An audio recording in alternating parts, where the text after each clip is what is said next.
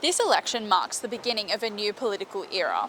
It's the first time Generation Z and millennials have outnumbered baby boomers and Generation X as the dominant voting demographics. This demographic shift is likely to influence how political parties campaigned, whom they targeted, and which issues took centre stage.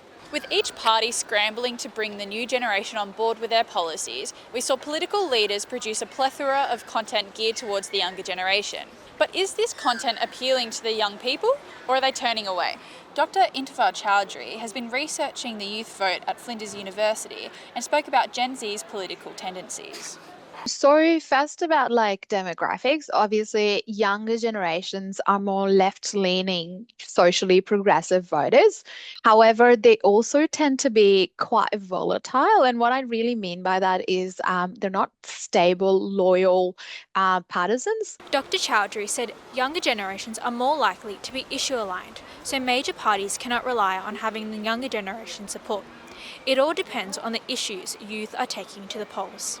Given the unpredictability of Gen Z's voting preferences, it is too soon to tell whether this election will follow the same trend of increasing support for independents and minor parties as seen in the last election. I think this election is really interesting to sort of test that hypothesis that younger people really want to, rejig the status quo a little bit. Gen Z and millennials are not a monolithic voting bloc, spanning the ages of 13 to 45.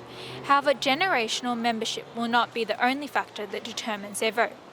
Gender, race, sexuality, socio-economic class, and electorate will all influence their voting choices.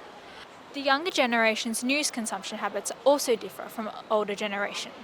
A digital report by the University of Canberra found that almost 2/3 of Gen Z rely on social media as their main source of news.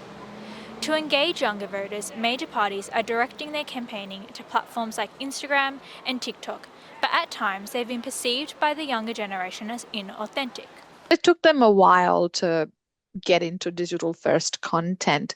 But right now, what they're getting wrong is the presence is increasing, but I don't think they're doing a great job in political communication or in terms of getting to actually connect with younger voters. So it's not about mere presence, but it's also about political messaging.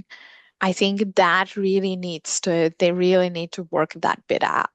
Immersed in technology since birth, Chowdhury said Gen Zs are the best of any generation at discerning disingenuous or false information online. She said this is why parties like the Greens and Independents have been able to tap into younger voters so well, because they engage with them most authentically at a community level as well as online. In order to make your constituencies feel like you actually understand what you're talking about, and rather than, a political elite with bullet points written by your speechwriter, and you absolutely have no idea what